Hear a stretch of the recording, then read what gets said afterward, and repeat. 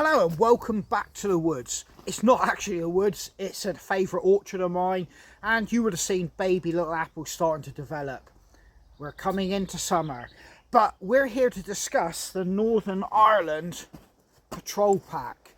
Now, it is a day sack in some people's view, but it is classified as a patrol pack. We'll get into the ins and outs of this pack. It's extremely versatile, and it's had a lot of exposure here in the UK, and you know, with good reason. It's a time tested and proven piece of kit, possibly one of the best bits of kit the British Army has ever given to troops. That's debatable, but in any case we'll have a little look around and talk about it and why I rate it for bushcrafting and wild camping. But I'm going to get a cup of coffee on the go, so I'll bring you back in a moment.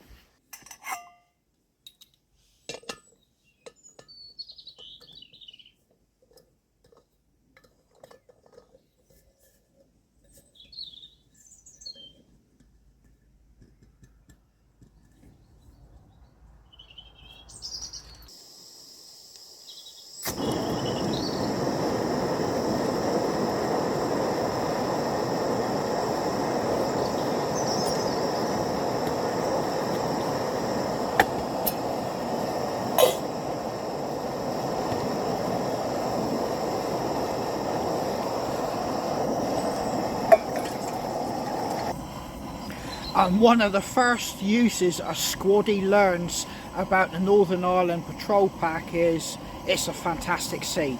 I'll show you. One patrol pack on the ground. There you go. The best seat in the woods.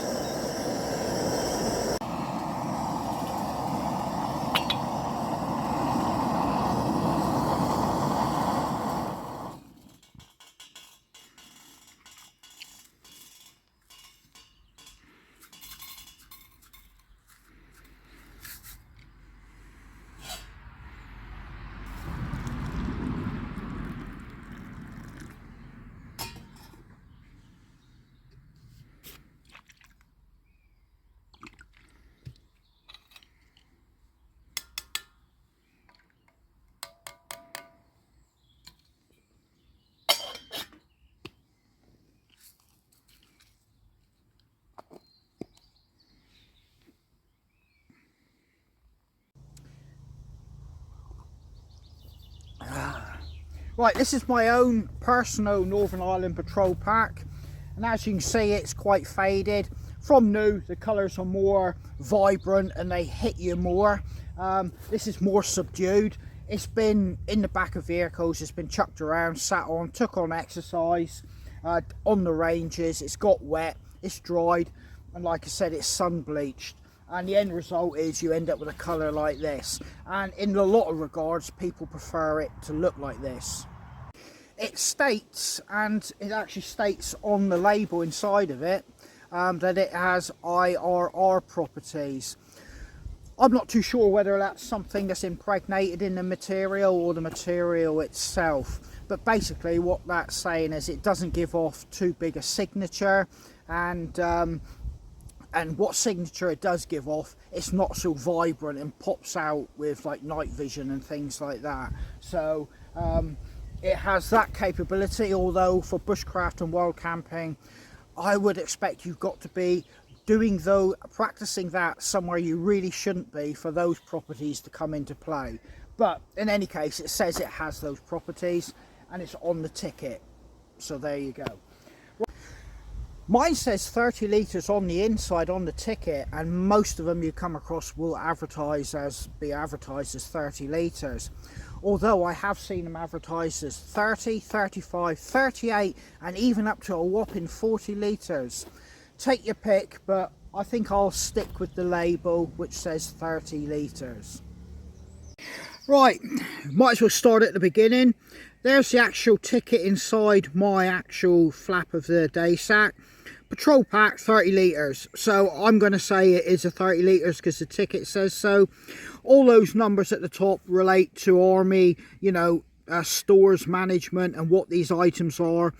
classified within the army, your name, number, and then obviously care instructions there. Yeah, 2008, that's quite an important number there, because it gives you an idea not just of the manufacturer, but when it may have seen service. So being 2008, you can clearly see this didn't see any Northern Ireland service over there in that conflict, because quite simply 98 saw the Northern Ireland agreement, the Good Friday Agreement, and I think by 2007 British troops were leaving Northern Ireland.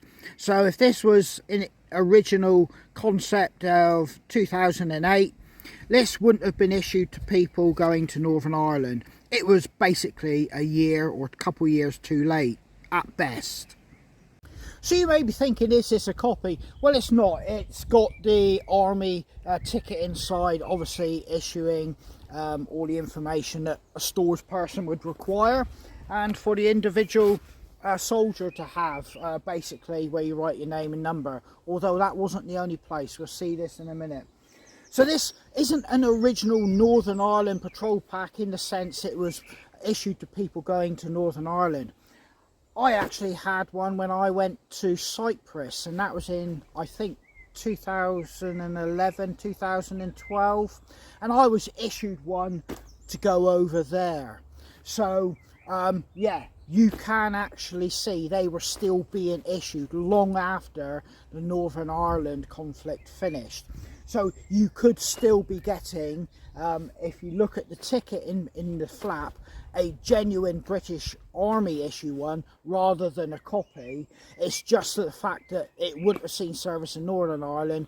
It was issued to troops to go on to other theatres or other taskings, or part of their basic kit they would have been issued, you know, when they went, you know, left their basic training and got to their depot. But yeah, so we've kind of covered that, but there are copies out there, and quite often they're quite blatant because they're quite glaring, and they don't have this look. I mean, if you're getting a second-hand one, just have a good check on it to make sure that you are getting a genuine item, or if you're going to get the copied ones, make sure you're not paying the full value that these command on eBay and selling sites, you know, for being what they are. As for prices, I've seen them going anything from 20 all the way up to banging on the door of £50 UK used. So I would suggest you try and get somewhere in the middle of that. The going rate seems to be in the region of about £30 to £40 for a good serviceable one, but obviously that comes down to the individual selling it and you, what you're willing to pay for one. So this is the back of it. We'll start here. You get two good well padded straps, and as you can see my stitching hasn't pulled out, and this, I really have abused this, not only when I was using it in the army, but when I've been wild camping and bushcrafting. I've overloaded it well beyond sensible standards, and nothing's broke free or pulled free.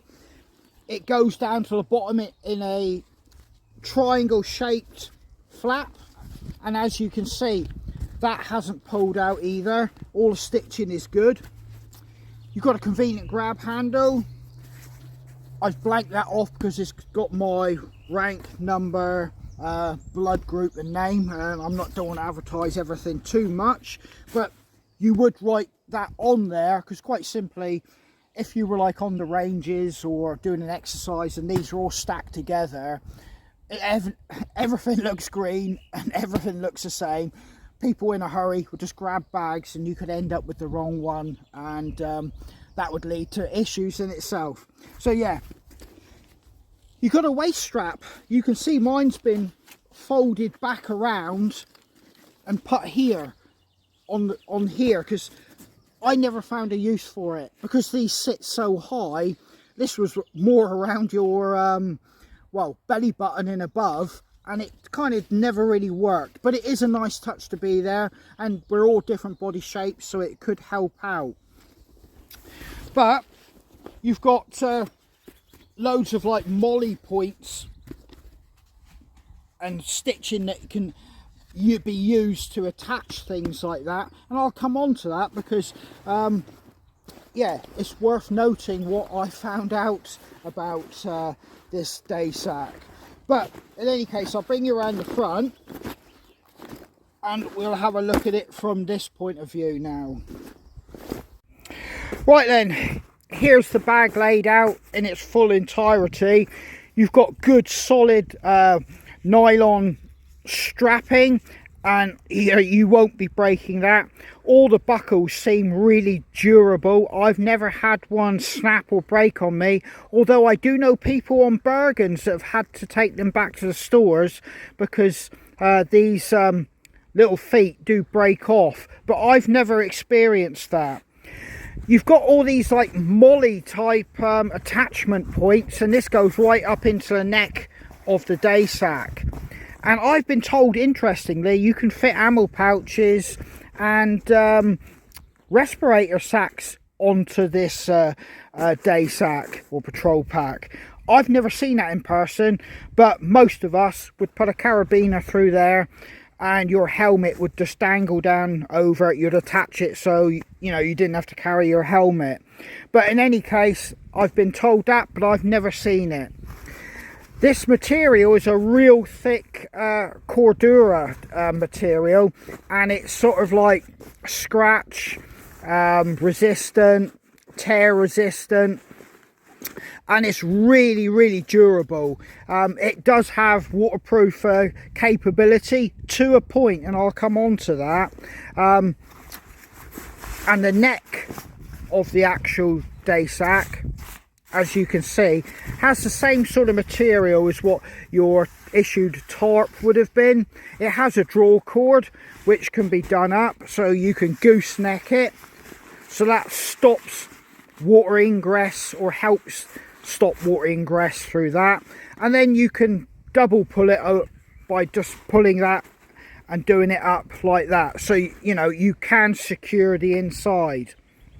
Obviously the flap of the two top compartments then would come down over, and that would actually be like helping with the waterproofing of the actual bag itself.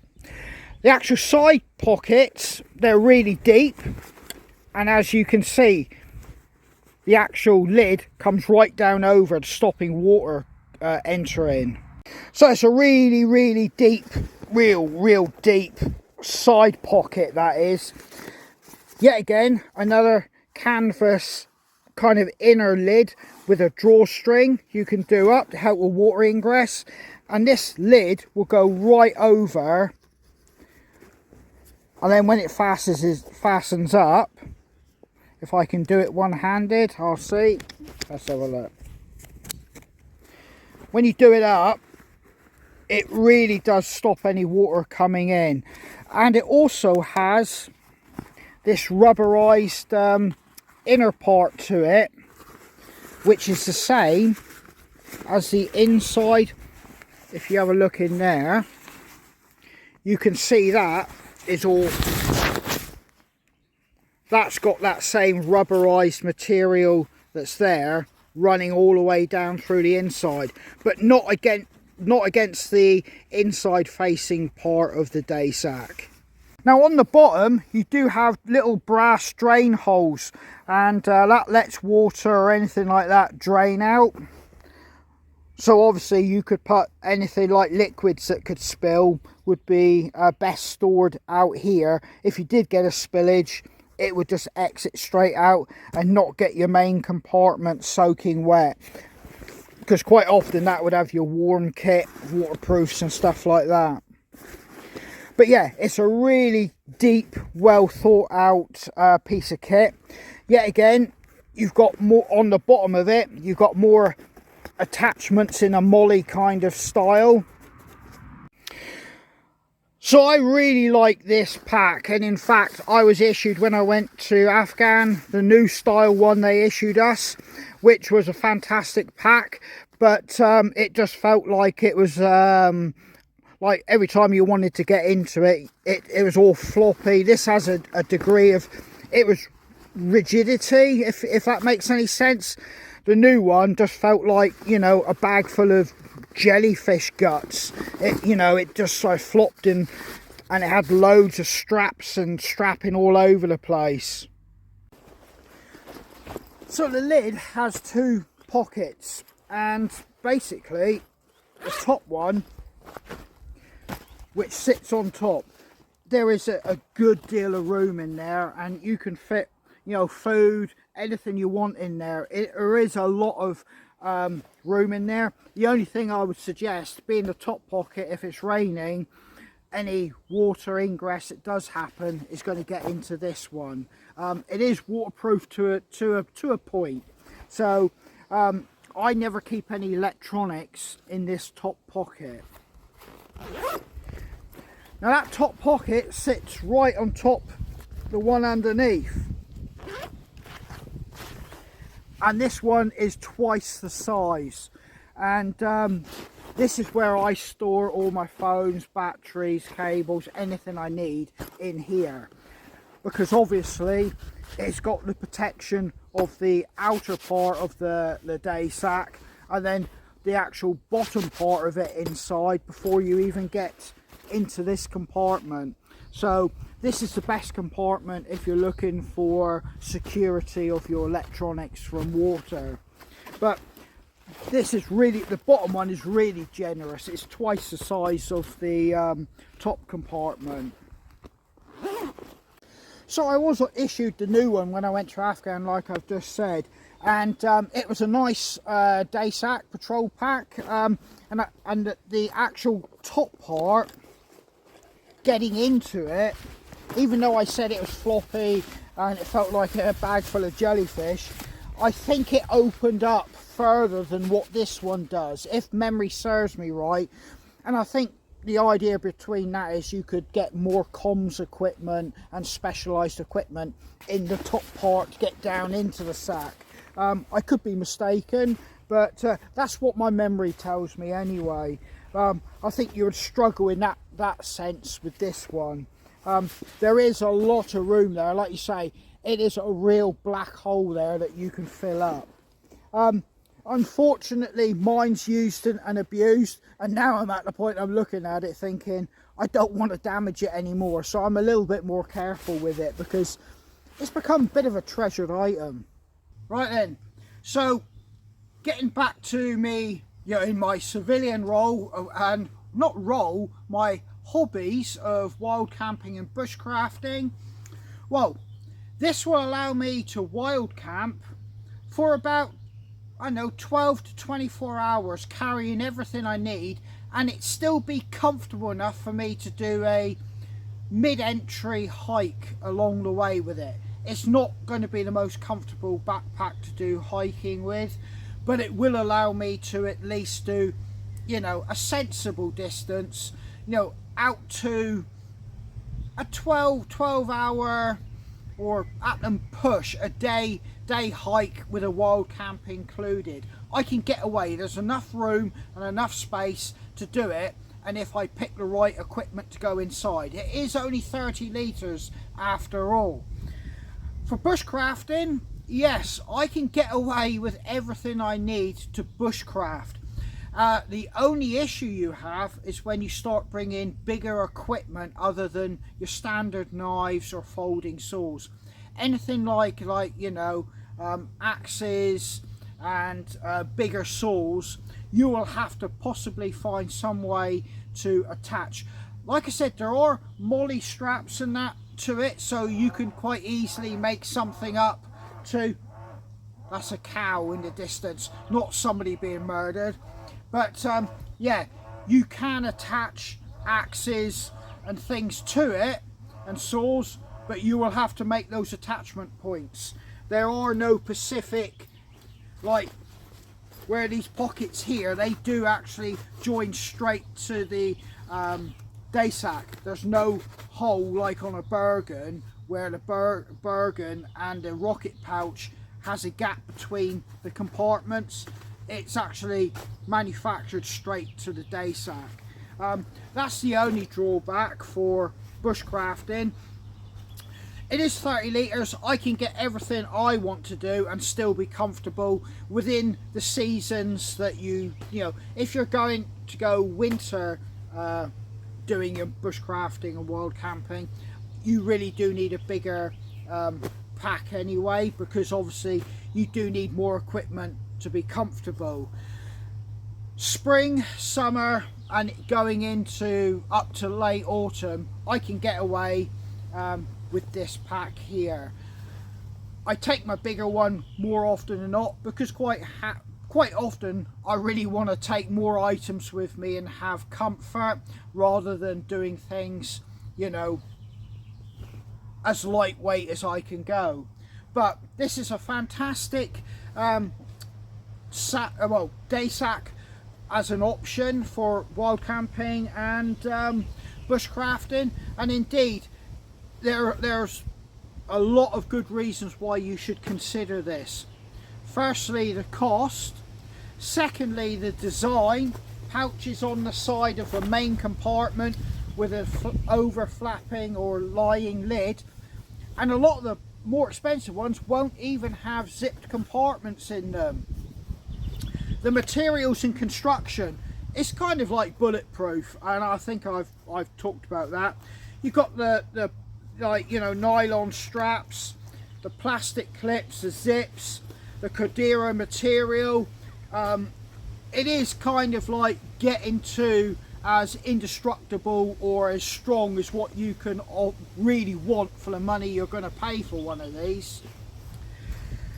And then there's the capacity, 30 litres, and the way that 30 litres of this main compartment and the side pouches is set up, it really is conducive to get all your kit in. There's no like possibilities of dead space inside the bag. So, you know, it's a fantastic, you know, piece of kit, and it's tried and tested, you know. Last but probably the most important, it's tried and tested with people that won't be wild camping or bushcrafting. They'll use and abuse this and want to fit as much as they can in. So, you know, it's a fantastic piece of kit, definitely worth considering, and I'm hoping mine lasts me a lot longer, and you will be seeing this in a lot more of my bushcrafting and wild camping adventures and escapades. So all that's left to be said is take care, stay safe, and I hope to see you guys out on the trail.